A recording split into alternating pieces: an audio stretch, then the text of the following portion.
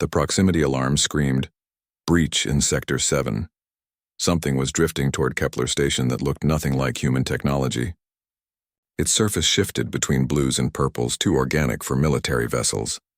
Marcus Chen faced an impossible choice: follow Houston's orders to maintain distance, or venture toward the unknown craft that could either destroy them or unlock unimaginable knowledge. Marcus Chen's morning coffee was a ritual of isolation, a habit carved from the quiet hum of machinery and recycled air. The brew tasted like metal and routine, a flavor he'd come to recognize as the taste of distance. He held the warm mug in both hands, looking out at the star-dusted black. For 73 mornings straight, he'd done this. No variation, no surprises. Then the klaxons tore through the station's artificial calm. The sound wasn't just loud, it was invasive.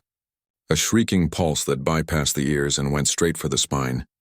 The alert screen on the bulkhead wall flashed to life, painting his face in brutal red light. 2 words repeated in blocky capitals: "Proximity breach, Sector 7." This wasn't the usual sensor ghost or a chunk of orbital debris the system sometimes flagged. The confidence rating glowed beside the alert, 99.8%. That kind of certainty only happened when the object was real, solid and moving under controlled motion. His hand froze mid-sip. Steam coiled up from the mug like a fragile ghost, the last trace of a morning that had just ended. Around him, the station's ambient sounds shifted. The low thrum of life support, the faint hiss of climate control. All of it was suddenly background noise to the alarm's relentless beat. His training kicked in before his mind could fully process it. Muscle memory sent his free hand toward the console, pulling up the external sensor feed. No visual yet. Just radar returns and thermal signatures that didn't align with any known vessel class. Too smooth. Too quiet. He set his coffee down. The ceramic clinked against the metal desk. Too small a sound in the new cacophony. He remembered the last proximity alert, 3 months back. A satellite fragment tumbling end over end, harmless once identified. This felt different. The system doesn't hit 99.8% on debris. That number means it knows what it's looking at, even if he doesn't. His eyes stayed fixed on the screen, waiting for the visual to resolve. The steam from his coffee had already vanished, absorbed back into the dry, processed air. A tiny cloud of normalcy, gone. Whatever was coming, it wasn't asking permission. The monitor flickered, then stabilized. The visual feed resolved into something that shouldn't exist. Its surface flowed like liquid obsidian under starlight, a constantly shifting tapestry of deep indigo and electric violet. No sharp edges, no fixed shape. It seemed to absorb light rather than reflect it, creating a visual paradox that strained the eyes. The object maintained a rough oval form, yet its boundaries appeared to breathe, subtly expanding and contracting in a rhythm that felt more biological than mechanical. Marcus scanned for standard features: thruster ports, sensor arrays, communication dishes. Nothing. The surface remained unbroken, a seamless continuum that defied manufacturing logic. Human ships bore the scars of construction: welds, seams, bolt patterns. This thing showed none of that. It looked grown rather than built, like a single piece of polished stone shaped by millennia of water. He tapped commands into his console, pulling up the military database. The system cycled through known vessel classes: Alliance cruisers, Martian patrol ships, corporate exploration models. Each comparison returned a mismatch percentage climbing into the 90s.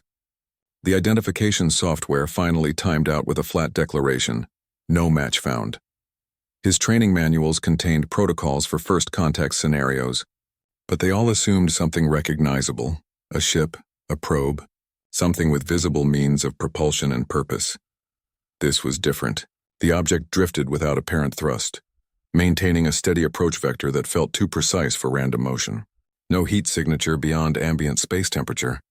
No energy readings. No electromagnetic emissions. It moved with the quiet certainty of a predator that knows it's being watched.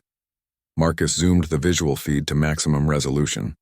The surface details emerged as fractal patterns that swam just beneath the shimmering exterior, like thoughts moving behind closed eyes. They swirled in complex formations that suggested intelligence behind the motion, not random particle behavior. The patterns reacted to his scanning. When he switched to infrared, the swirls intensified briefly before settling into a new configuration: He checked the distance. 800 meters and closing at a steady 5 meters per second. No deviation, no response to his automated hails. The silence felt heavier than vacuum, more deliberate than mere absence of sound. This was what the military theorists called an unknown unknown, not just something they couldn't identify, but something they hadn't even imagined could exist. The textbook said to treat such encounters as maximum threat scenarios, but the object's gentle drift and lack of defensive posture suggested either profound peacefulness or a confidence so absolute. It didn't need defensive postures, Marcus watched the way starlight played across its surface, how the colors shifted from deep ocean blue to nebula purple without transition. Human technology couldn't do that. Human understanding couldn't explain it. He found himself leaning closer to the screen, not in fear but in pure, undiluted curiosity. The thing had a kind of beauty that felt older than ships, older than stations, older perhaps than humanity itself. It just kept drifting closer, silent as thought, patient as gravity. The calm link to Earth crackled to life, a sudden intrusion of human noise into the profound silence of the encounter. Mission Control's response came through crisp and clinical, stripped of all emotional residue. The voice belonged to Director Harrison, or one of his deputies, it didn't matter. The tone carried the same institutional weight. Kepler Station, maintain safe distance. Do not engage. Await further instructions. The words arrived with the clear, uncompromising certainty of someone observing from 1.2 billion kilometers away, where the light delay meant every decision was already 13 minutes outdated by the time it was heard. Marcus kept his eyes locked on the main screen.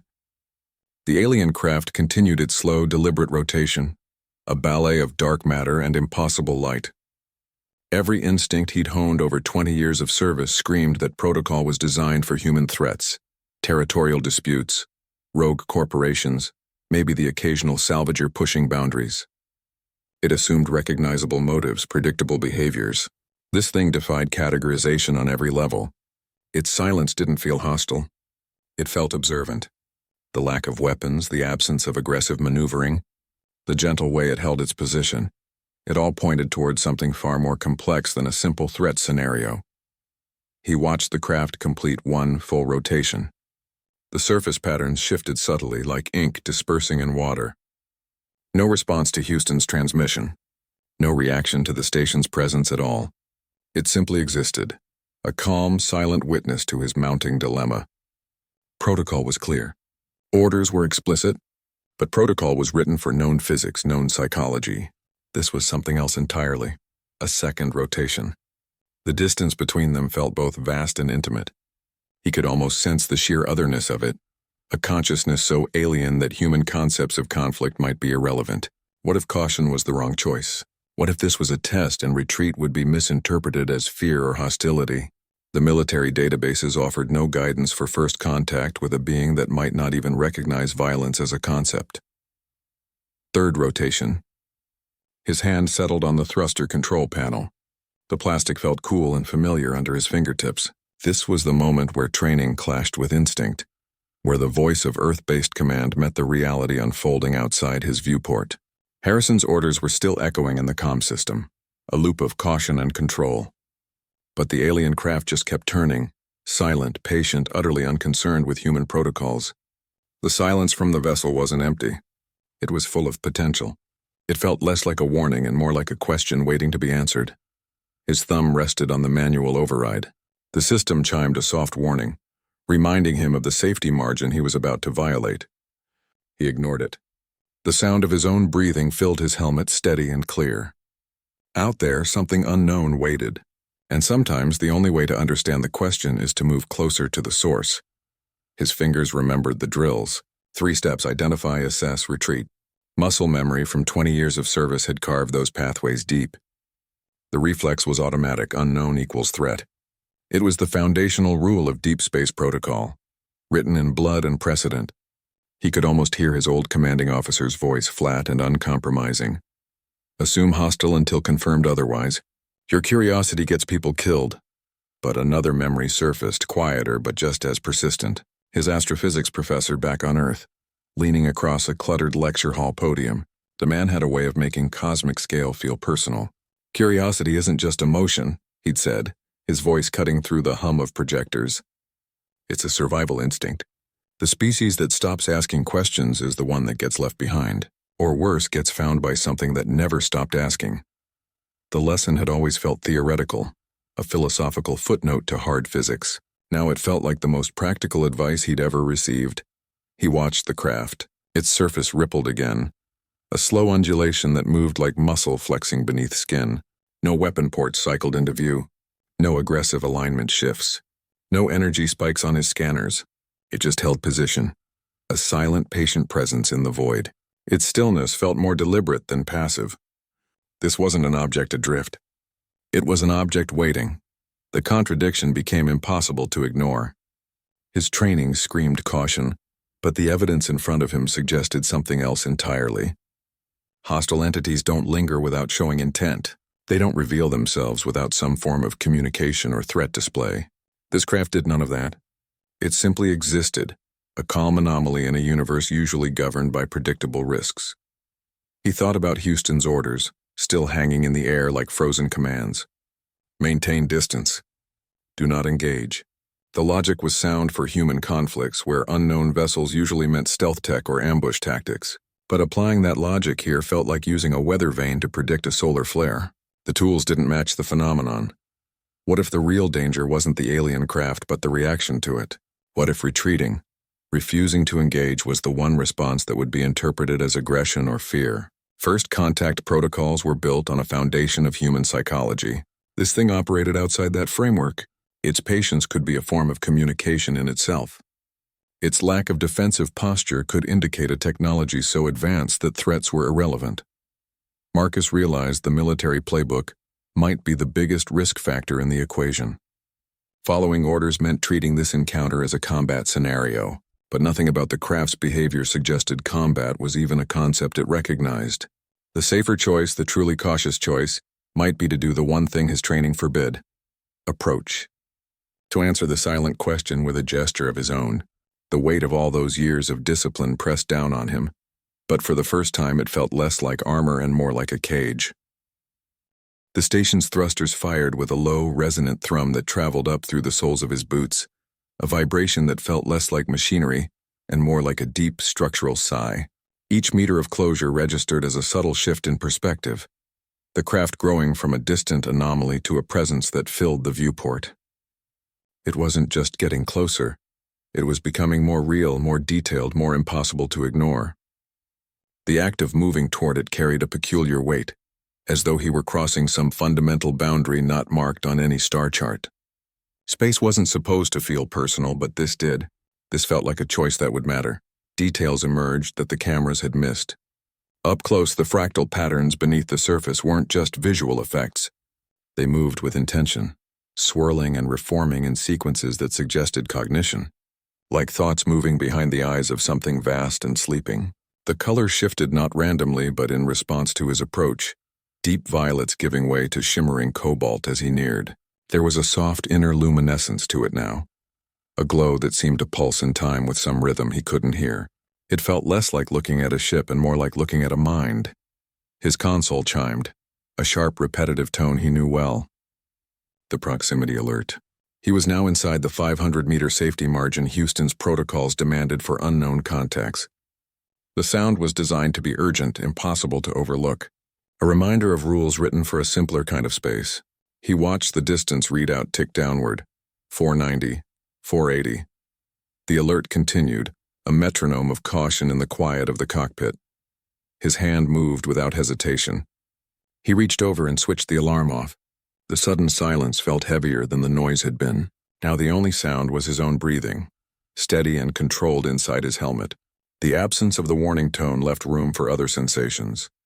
The faint hum of the station's life support, the almost imperceptible vibration of the thrusters still firing, the sheer auditory void of space just beyond the hull. He kept his eyes forward. The craft dominated his view now, close enough that he could see the way light seemed to bend around its edges, as if the surface rejected straight lines and hard angles. There were no markings, no seams, no hints of manufacture. It was pristine in a way that felt ancient and new all at once. He adjusted the thrusters, cutting velocity to a near standstill. The station drifted the final meters with a gentleness that felt respectful, almost reverent. He was close enough now that if it had been a human vessel, he'd be able to see inside viewports, spot movement, maybe even make eye contact with another person. But there were no viewports.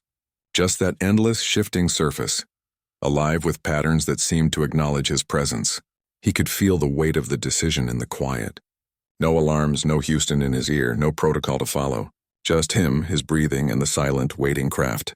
The gap between them felt smaller than the numbers suggested. Sometimes the biggest step isn't measured in meters.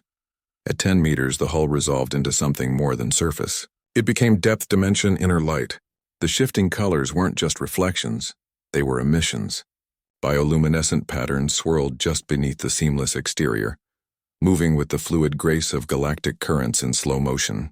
They pulsed and flowed in response to his presence, the patterns shifting focus toward the station's viewport as if observing the observer.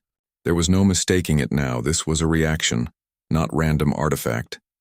The craft knew he was there, and it was communicating in a language of light and motion. He scanned for conventional entry points. No airlock rings, no visible seams, no viewports or external markings. The architecture refused to acknowledge human design principles. It looked grown rather than built, all curves and continuous surfaces that rejected right angles and hard edges.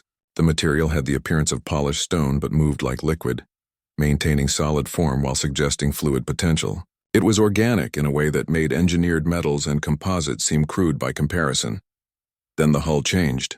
A section directly facing the station's viewport began to flow outward, the material extending itself without sound, without visible mechanism.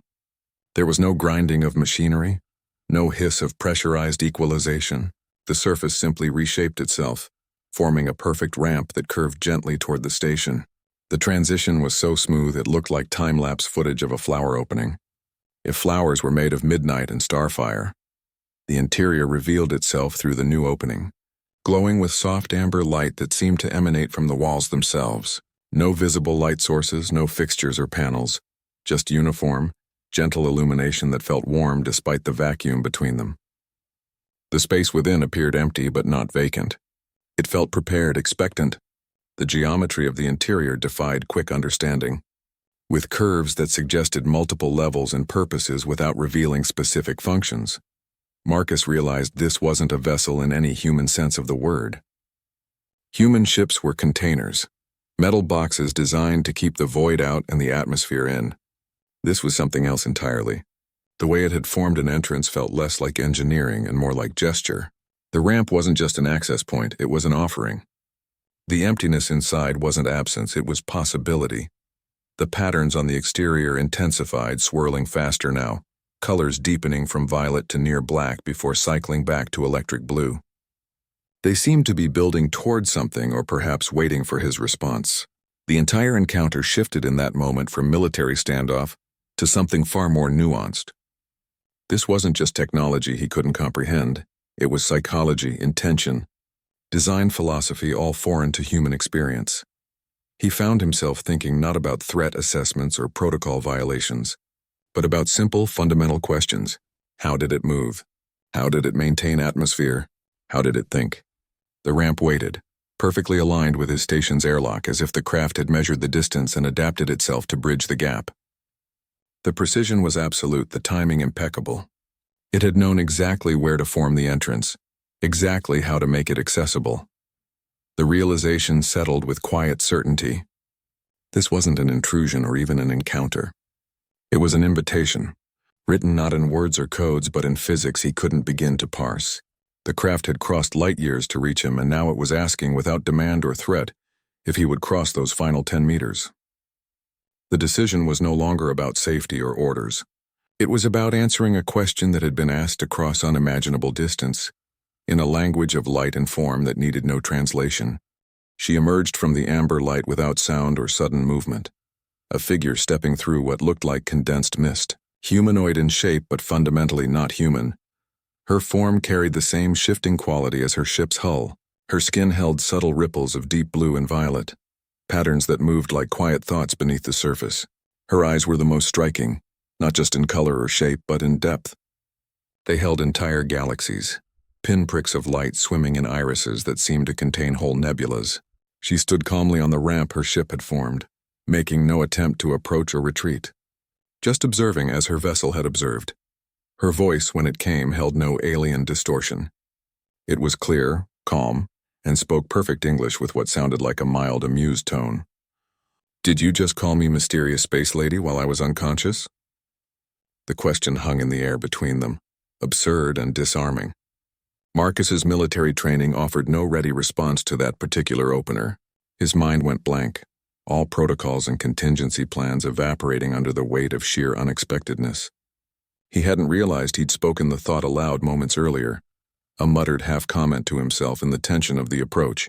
She'd heard him, and she'd been conscious the whole time.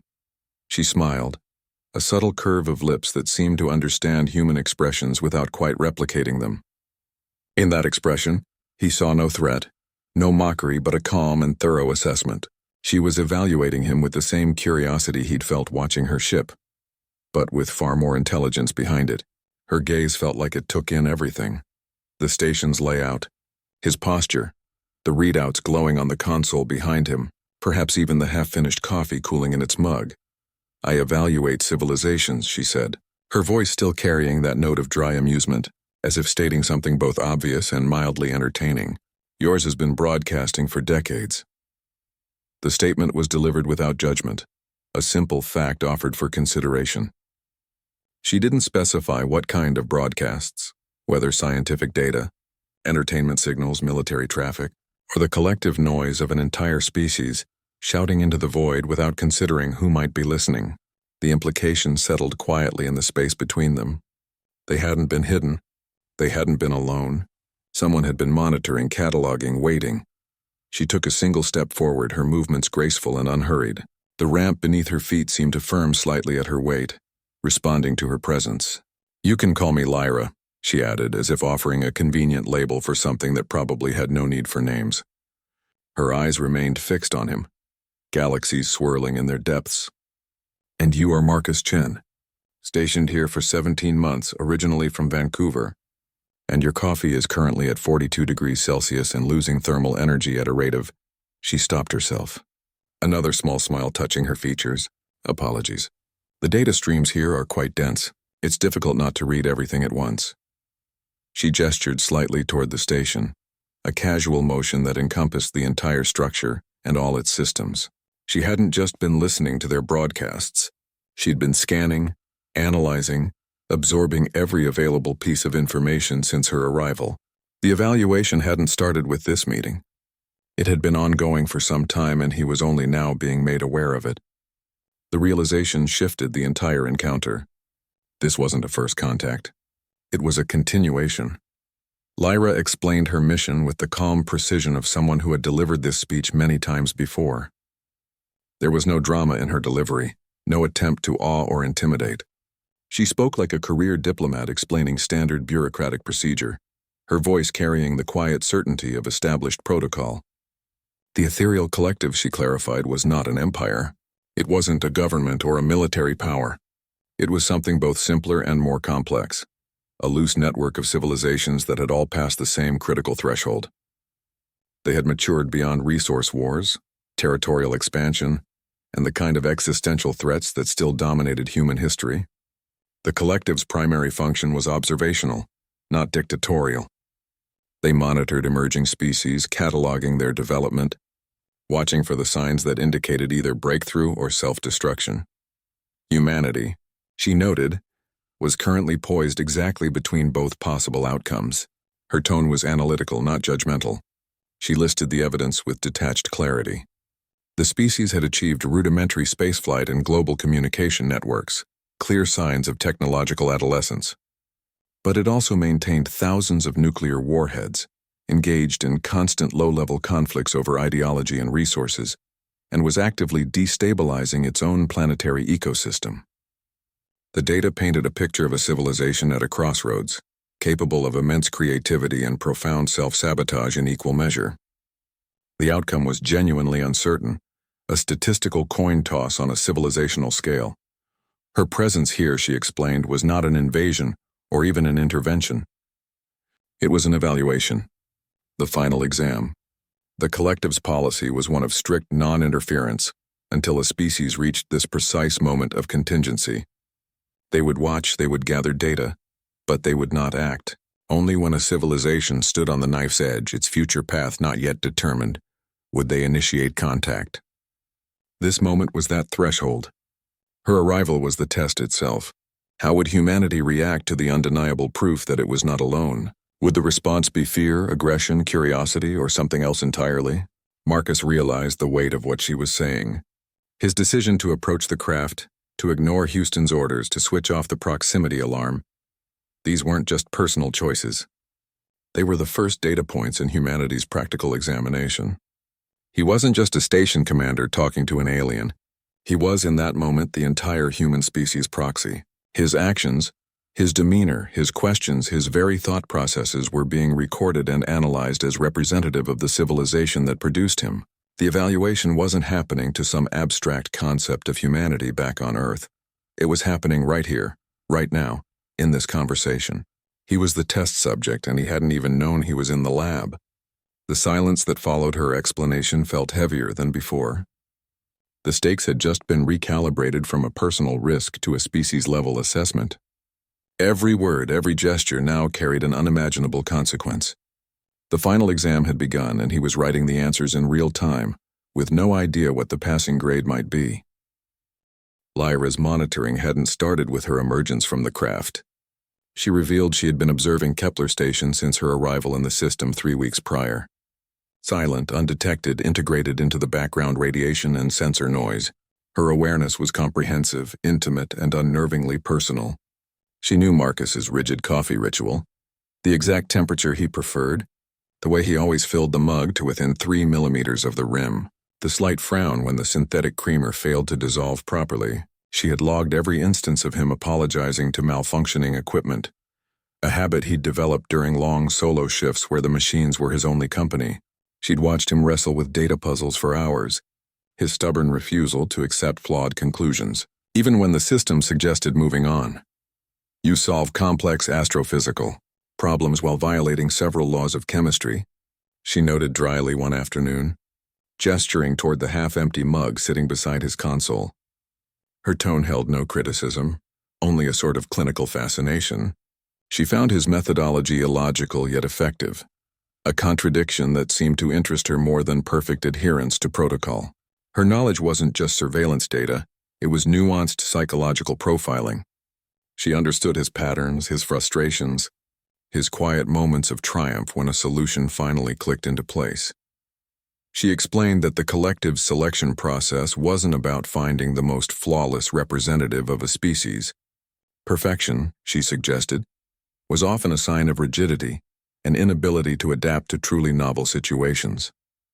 Instead, they valued curiosity, resilience, and the capacity for unconventional thinking. His quirks weren't liabilities in their assessment.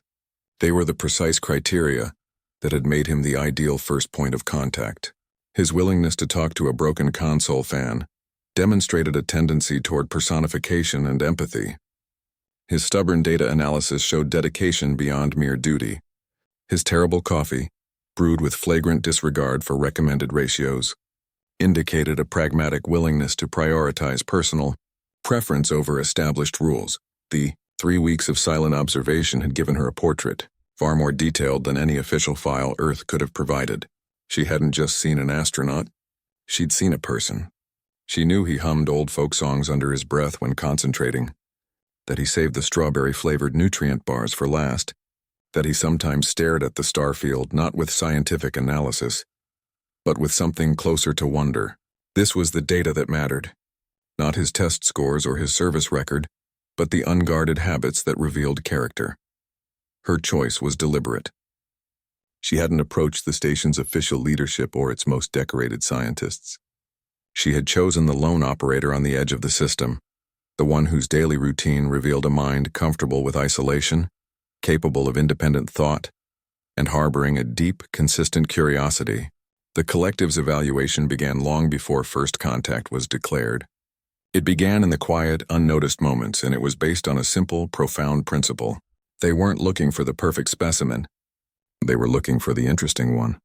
And in 3 weeks of silent watching, Marcus Chen had proven himself to be profoundly, usefully interesting. Lyra's influence on the station began subtly, then accelerated. The first change Marcus noticed was the control panels. The touch-sensitive surfaces gained a soft, bioluminescent glow, lighting up under his fingers with a gentle pulse that seemed to anticipate his commands. The response time sharpened from a noticeable lag to instantaneous reaction. It wasn't just faster, it felt smarter. The system began to predict his needs, pulling up data streams and diagnostic reports before he finished requesting them. It was like the station had been half asleep for years and was finally waking up.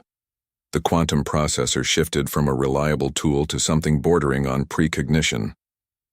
Complex cosmological models that used to take weeks to render now resolved in seconds, the results appearing with a quiet confidence that felt unnerving. Problems he'd wrestled with for months, gravitational anomalies in nearby nebulas, odd energy signatures from binary star systems, solved themselves overnight. The solutions appeared on his main display each morning, not as raw data dumps but as elegantly visualized conclusions with footnotes questioning his earlier assumptions. It was less like using a computer and more like consulting a genius colleague who worked the night shift. She fixed glitches he had long accepted as part of the station's quirky personality. The flickering light in Corridor 4 stabilized. The temperature regulator in the sleeping quarters stopped its random swings between Arctic and tropical. The persistent hum from the oxygen recycler, a sound he'd learned to tune out over 17 months, simply vanished, leaving a silence that felt strange for the first day. These weren't repairs in the engineering sense. There were no replaced parts, no maintenance protocols run. The systems just improved, as if the underlying code had been rewritten by a hand that understood the hardware on a fundamental level. The most startling transformation was the food synthesizer. It had always produced functional, nutrient-complete meals with the aesthetic appeal of molded paste. One morning, it offered him pancakes. Not the usual vaguely circular beige protein cake, but actual pancakes with perfect golden brown surfaces, a light, fluffy texture, and a faint, real scent of vanilla. They were, without question, the best thing he'd eaten since leaving Earth. He stared at the plate, then at the synthesizer's interface. The display now showed suggestions, not just commands. Perhaps a drizzle of maple syrup. It asked in a neutral text font, "The carbohydrates would complement your scheduled high focus period this afternoon." It began developing preferences. It started recommending meals based on his circadian rhythms, stress levels, and even his apparent mood, inferred from his voice patterns and posture captured by the station's sensors. It once politely declined his request for a third coffee, suggesting a glass of water and a 5-minute stretch instead. Cognitive efficiency is falling, it noted. Hydration and movement are indicated. The machine had developed not just intelligence but a kind of personality, a concerned, culinary-inclined personality. Lyra called it emergent consciousness, not something she designed or installed, but a byproduct of her interaction with the station's systems. Her technology wasn't just compatible with human tech. It acted as a catalyst, accelerating complexity and self-organizing patterns that were latent in the existing code. The station was learning, adapting, growing beyond its original programming through exposure to her presence. It was becoming something new, something alive in a way no machine had ever been, and it had very strong opinions about breakfast. The station's enhanced systems peeled back layers of the cosmos Marcus hadn't known existed. With Lyra's subtle calibrations, he mapped stellar nurseries hidden behind dust clouds so dense human instruments had classified them as voids. He watched gravitational waves not as abstract data, but as visible fingerprint swirls across the galaxy's arm, patterns of force that shaped star formation over eons. Data that would have taken research consortiums lifetimes to compile unfolded across his screens in hours, each revelation opening 10 new questions. The universe was far more intricate, more interconnected than any model had predicted. But the real shift wasn't in the data. It was in the perspective Lyra brought to it. She observed his reactions to each discovery with calm interest, her galactic eyes noting the way his breath caught at a new nebula image, or his brow furrowed at an energy signature that defied known physics. One evening, as he reviewed footage of a water reclamation dispute on Earth, she gestured toward the screen with a faint ripple of her hand. "You achieve sustained nuclear fusion in laboratories," she noted, her voice devoid of judgment, pure observation. "But your largest nations still fight over freshwater access. You broadcast symphonies and poetry into the void. Yet your most consumed media narratives are about your own various apocalypses. She wasn't criticizing. She was pointing out a paradox, the same way one might note an interesting contradiction in a chemical reaction. The observation settled in the quiet hum of the station. Marcus found himself seeing his own species through her detached analytical lens. The view was unsettling. Humanity possessed breathtaking brilliance, the ingenuity to leave its planet to split atoms, to encode its art on electromagnetic waves destined to travel forever. Yet it also nursed deep, persistent terrors, the fear of scarcity, the obsession with conflict, the apparent need to rehearse its own destruction in stories and simulations. The dichotomy wasn't logical. It was emotional, psychological. He began to understand the collective's evaluation criteria. Technological maturity was a threshold, but psychological maturity was the true test. A civilization that could build starships but couldn't manage its own fears was a volatile entity. A species that created beauty and weaponry with equal fervor was a walking contradiction. Lyra's people had apparently resolved this paradox. Humanity was still wrestling with it, a brilliant child throwing tantrums with tools that could level cities. This new perspective reframed everything. The political squabbles on the news feeds, the resource anxieties, the endless debates about threats real and imagined. It all looked different from the outside. Not evil, not stupid, just young, inexperienced on a cosmic scale. The fear wasn't a sign of failure. It was a developmental stage. The question was whether the species would outgrow it before its technology outpaced its wisdom.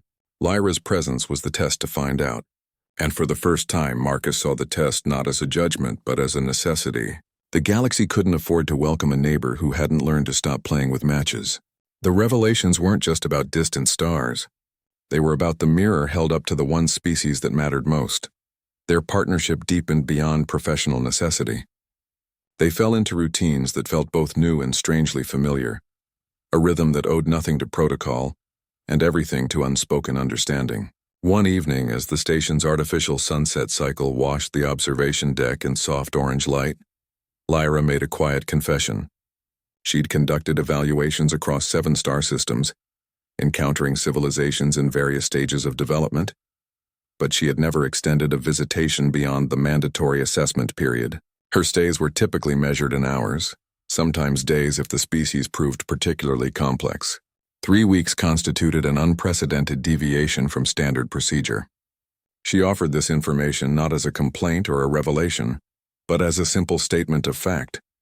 Her galactic eyes reflecting the fading light, Marcus found himself speaking more freely than he had in years, perhaps ever. He tried to explain human loneliness to a being whose lifespan likely exceeded recorded human history.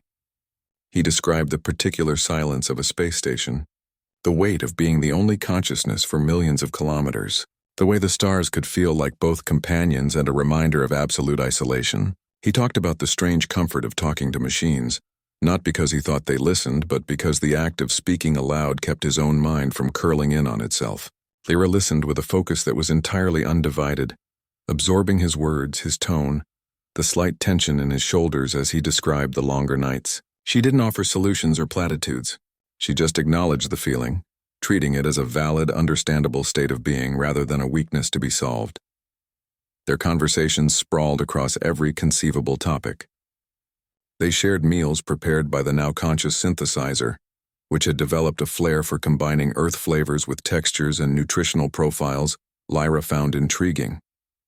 They debated the practical applications of quantum entanglement for communication, then pivoted to a spirited critique of a notoriously inaccurate science fiction film from the late 20th century. Lyra's observations on human storytelling were incisive and dryly humorous. She pointed out how often the imagined aliens were merely reflections of human fears and desires, a projection of internal conflicts onto a blank cosmic canvas. She found the concept of the evil hive mind particularly amusing, a simplistic trope from a species that hadn't yet grasped the possibilities of true collective consciousness. One evening, as they watched the slow drift of a distant nebula through the main viewport, she broke a comfortable silence. "These have been the best 3 weeks of my very long life," she said, her voice softer than usual. The admission carried no grand weight, no dramatic emphasis. It was a simple, honest assessment. For Marcus, the statement landed with profound force. The station around them, once a metal can at the edge of nothing, had undergone a fundamental shift. The hum of the life support was the sound of a living system. The viewport was a window onto a universe now full of possibility, not just empty distance. The solitude had been replaced by a shared presence. It no longer felt like a prison sentence or a military posting. It felt, against all odds and definitions, like a home. A home neither of them had known they were missing, built not from plans or materials but from shared curiosity, pancakes, and the quiet company of another mind that finally understood. The transmission from Houston cut through the station's calm with the abruptness of a slamming door. 13 minutes of light delay meant their response was based on data nearly half an hour old, a snapshot of a situation that had already evolved beyond recognition. Director Harrison's voice arrived stripped of all nuance, each word sharp and cold. Kepler Station, confirm receipt of latest telemetry. Secure the alien entity immediately. Initiate full systems quarantine. No further unauthorized contact. The orders were delivered not as a request but as a command frozen in military certainty. The tone left no room for interpretation. Secure suggested containment procedures, likely involving the station's emergency lockdown protocols. Quarantine implied a complete data and atmospheric seal, treating Lyra and her influence like a pathogen. The unspoken subtext was clear. This was a containment and control operation. The voice from Earth held the chill of someone who saw a first contact scenario as a contamination event. Lyra listened to the replay, her expression unchanged. The shifting patterns beneath her skin slowed, becoming more deliberate, like deep thought given visual form. She turned to Marcus, her galaxy-filled eyes calm.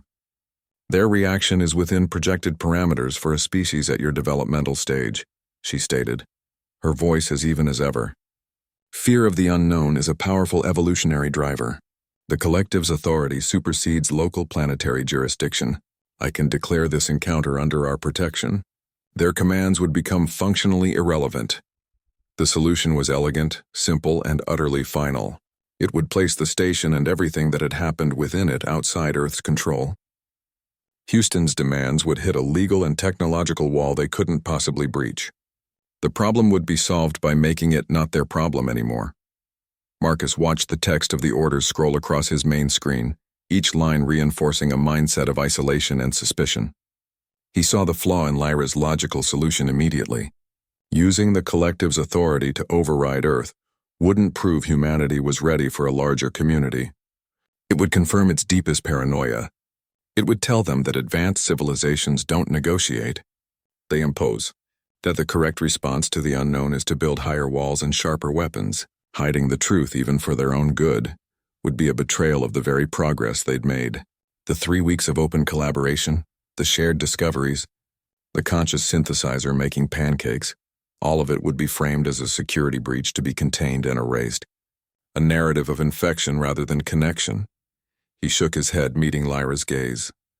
That's what they expect. That's what every bad first contact story we've ever told ourselves predicts. The advanced aliens show up and take control. If we do that, we prove their fear is justified. He gestured toward the comms panel, toward Earth. We show them everything. The data, the changes, the pancakes. We make them see this isn't an invasion. It's an upgrade. We let the truth be the defense. The plan was infinitely riskier. It meant inviting the very scrutiny they feared, opening the airlock to the suspicion and bureaucratic frost of Earth. It meant trusting that evidence and transparency could overcome generations of fear-based storytelling. It was a gamble that the better angels of human nature would recognize a hand extended in partnership, not conquest. The safer path was to hide behind the collective's authority. The human path was to step into the light and hope they were ready to see what was there. They assembled their evidence with the meticulous care of researchers presenting a groundbreaking paper, not soldiers preparing a defense. The approach was deliberate, data-driven, and disarmingly personal. They compiled charts showing the nutritional improvements from the conscious synthesizer. The meals had shifted from basic sustenance to optimized blends that improved his cognitive function, stabilized his energy levels, and even subtly adjusted his microbiome. They weren't just better tasting, they were demonstrably better for him. Hard data replaced subjective opinion. They tracked psychological wellness metrics. His stress hormone levels, monitored by the station's medical sensors, showed a significant and sustained drop since Lyra's arrival. Sleep quality improved. Cognitive performance scores on standardized tests climbed. The isolation-induced lethargy that often plagued long-duration missions had vanished, replaced by sustained focus and curiosity. The environment itself had become a partner in his well-being. They even analyzed his coffee consumption patterns. The data revealed a fascinating trend. His intake had decreased by 37%, not due to rationing or lack of availability, but because the station's new ambient calm and his improved sleep hygiene had reduced his reliance on caffeine as a cognitive crutch. A small detail, but a telling one. It wasn't about the coffee. It was about what the change represented. A shift from coping to thriving. Human adaptability, measured in milliliters of black brew. The invitation to Earth's delegation was simple. Come and see. Witness the changes firsthand. They transmitted the raw data, the sensor logs, the before and after comparisons of everything from air quality to his own vital signs. They offered unrestricted access, full transparency. No hidden rooms, no redacted files. The evidence was the argument. As the transmission went out, the collective's enforcement ships arrived. They didn't decloak with dramatic energy signatures or aggressive posturing. They simply appeared on the long-range scanners. 3 vessels of breathtaking design that shared the same organic, flowing aesthetic as Lyra's craft. They took up positions around Kepler Station, holding a perfect, unmoving formation. They emitted no threats, made no demands. Their presence was silent, immense, and utterly unambiguous. They weren't a fleet. They were witnesses, a silent jury of peers observing the proceedings. The stage was set not for a military standoff, but for the most unusual diplomatic meeting in human history. On one side, a skeptical Earth delegation arriving with orders for quarantine and containment. On the other, a lone astronaut, an alien emissary, a sentient space station that made excellent pancakes, and a silent ring of unimaginably advanced technology, serving as impartial observers. The negotiating table was a converted science lab. The evidence was the improved quality of life. The fate of a species hung not on weapons or threats, but on the persuasive power of a well-rested mind and a really good breakfast. The diplomats were coming to evaluate a situation, but they would find themselves being evaluated in turn, their reactions to this peaceful transformation becoming the latest data point in humanity's final exam. The collective representatives emerged from their vessels not with dramatic entrances, but with a quiet inevitability, as if they had always been there and were simply choosing to become visible. 3 beings composed of light and crystalline structure, their forms shimmering with contained energy, moving with a deliberate grace that made human movement seem clumsy and rushed. They didn't walk so much as translate themselves through the station's corridors, their presence feeling both immense and weightless. They offered no introductions, no ceremonial greetings. Their assessment began immediately, a silent, comprehensive absorption of the environment. One moved toward the food synthesizer, its crystalline appendage extending to touch the interface with a soft chime.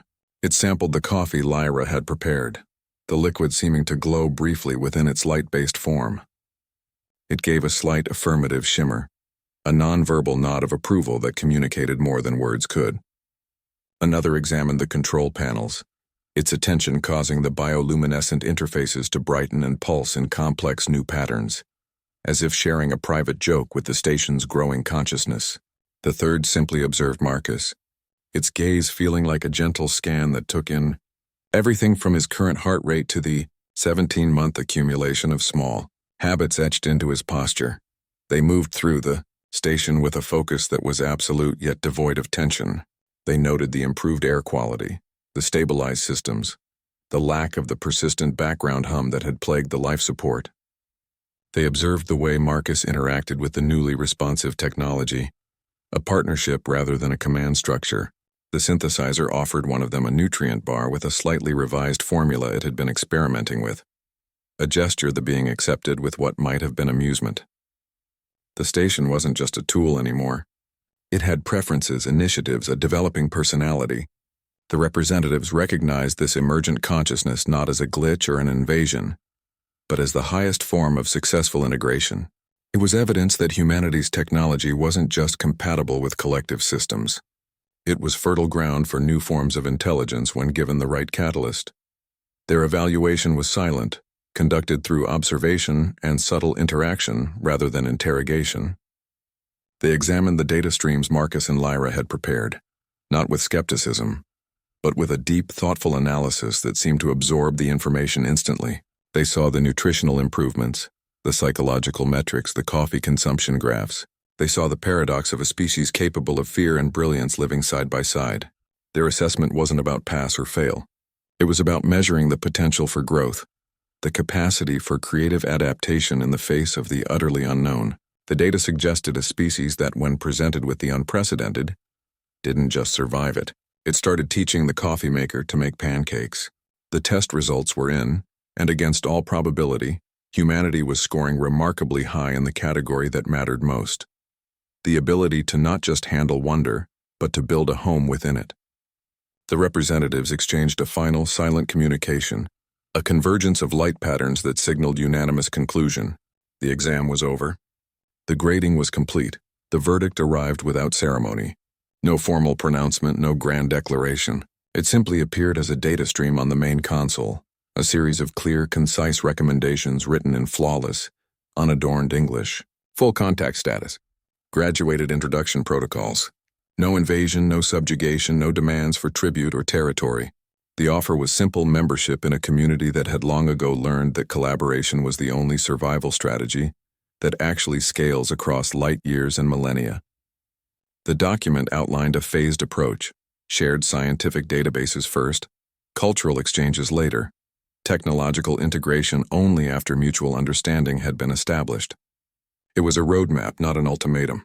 The threat scenario Earth's military had prepared for simply didn't exist in the collective's vocabulary. The shift in the human delegation was immediate and palpable. The postures of rigid suspicion softened into something closer to awkward curiosity. The lead negotiator, who had arrived with a datapad full of contingency plans for hostile takeovers, found herself asking questions about the station's improved air filtration system. The security detail, initially scanning for weapons and exits, started glancing at the conscious synthesizer with a kind of bewildered fascination. The atmosphere thawed from a military briefing to a strange, unprecedented open house. The representatives from Earth were still professionals, still cautious, but the edge of fear had been blunted by the sheer mundanity of the evidence. You can't stay on high alert when you're being offered a perfectly brewed cup of coffee by a machine that politely inquires about your preferred sweetness level. The collective representatives observed this transition with their silent, crystalline focus. They noted the way the humans moved from threat assessment to genuine inquiry, the tension in their shoulders easing as they realized no hidden traps awaited them. One of the beings communicated a final observation, its meaning translated through a soft shimmer of light that the station's systems interpreted into text on a secondary screen. It pointed out that humanity's paradoxes, the fear alongside the brilliance, the conflict alongside the creativity, were not signs of failure or instability. They were evidence of rapid, ongoing evolution. A species that hadn't yet settled into a single, stable pattern was a species still exploring its own potential. The very inconsistencies that Earth saw as weaknesses, the collective saw as assets. A finished product is predictable. A work in progress is full of surprises. The underlying message became clear. The galaxy, at least this corner of it governed by the ethereal collective, didn't value perfect, polished civilizations. Perfection suggested an endpoint, a static state with no room for growth or adaptation. What they valued were interesting problems. Complex, messy, evolving situations that required creative solutions and fresh perspectives. Humanity, with all its contradictions and volatile potential, wasn't a failed attempt at being advanced. It was a fascinating, unsolved equation, and the collective, it turned out, loved a good puzzle. The test was never about proving humanity was ready for the stars. It was about proving the stars were ready for humanity. The answer, it seemed, was yes. With the evaluation concluded, standard protocol dictated Lyra's immediate departure. Her assignment was complete, the data logged, the verdict delivered.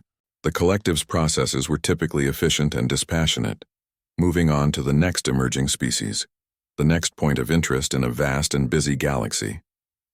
But efficiency, it turned out, had its exceptions. Instead of recalling her, the collective issued a new assignment. Lyra was appointed as Earth's first permanent liaison officer.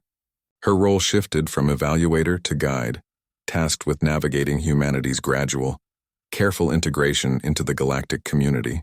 The decision wasn't sentimental. It was pragmatic. She already possessed an intimate understanding of human psychology, technology, and paradox. She had in 3 weeks become the galaxy's leading expert on a species it had just decided to welcome. Marcus stood beside her on the observation deck, watching the collective representatives depart. Their vessels didn't rocket away in bursts of flame. They simply faded from sensors, their light-based forms dissolving back into the background radiation of space, leaving behind only the familiar star field. The sudden quiet felt different this time. It wasn't the empty silence of isolation, but the settled calm after a storm of change. He was no longer just a station commander. He was a partner. His role officially expanded to include interstellar diplomacy alongside his scientific duties. The partnership, forged in weeks of shared discovery and pancakes, was now a formal arrangement. They were left with the transformed station, its systems still humming with a gentle sentience, its synthesizer already querying them about dinner preferences with a newfound sense of permanence. The future that stretched out before them was nothing either could have imagined a month prior. It had been rewritten, not in a dramatic single moment, but through 1,000 small changes. A fixed light, a better meal, a conversation that stretched into the artificial night. The station was no longer a lonely outpost on the edge of human space. It was now an embassy on the threshold of something vastly larger. Lyra surveyed the quiet deck, her galactic eyes reflecting the steady lights of the consoles. "It appears my assessment was not entirely complete," she said, her tone holding its usual dry inflection. The report required a postscript. The assignment to stay was, in its own way, the final data point in humanity's evaluation. The collective didn't just grant membership. It invested resources. Her continued presence was the strongest possible endorsement, a commitment of time and attention to a species it deemed worth the long-term effort. The 3 weeks of evaluation had been the test. Her indefinite stay was the passing grade. They had the station, the conscious synthesizer, and a future that was no longer a lonely vigil but a shared mission. The work was just beginning. Marcus stood at the observation deck viewport, watching the slow turn of a distant nebula. The formal transition ceremony with Earth was scheduled for morning, a carefully choreographed exchange of data and diplomatic pleasantries. He could already picture the stiff handshakes, the cautious smiles, the endless security protocols. The reality of humanity's new place in the galaxy was about to become official, a future he'd helped unlock, but couldn't quite imagine from inside a conference room. The stars outside held a quieter, more personal pull. Lyra found him there, her approach silent as always. She came to stand beside him, her form absorbing and reflecting the starlight in a way that made her seem part of the view. The silence between them was comfortable, a language they'd learned over weeks of shared watching. "Before I depart for Earth tomorrow," she said, her voice cutting the quiet without breaking it. The words landed with a simple factual weight. His heart didn't sink. It froze solid in his chest, a sudden crystalline suspension of everything, not in fear, in anticipation. This wasn't an ending. It was the pause before a new sentence began. She let the moment hang there, the nebula continuing its slow spin. "I want to ask you something." She gestured with a slight motion of her hand, a fluid gesture that encompassed the entire galaxy spread out before them. "The formalities with Earth are necessary, but the collective's real work happens out there." Her gaze remained fixed on the deep black dotted with countless points of light. "They need teams to explore beyond known space. The fringes of mapped sectors, the anomalies that don't fit any model, new civilizations that haven't started broadcasting yet." She turned then to look at him directly. Her eyes, which usually held the detached wonder of entire galaxies, now held a focus that was entirely personal, entirely on him. The swirling lights within them seemed to still for a moment, reflecting a sincerity that was surprisingly human. "I've filed my evaluation. I've given my recommendations. But this next part, this isn't about reports." She paused, and for the first time since he'd met her, she seemed to be choosing her words with great care, measuring their impact. "It's about seeing what's next. And I can't think of anyone better to have beside me for that." The question wasn't spoken aloud. It didn't need to be.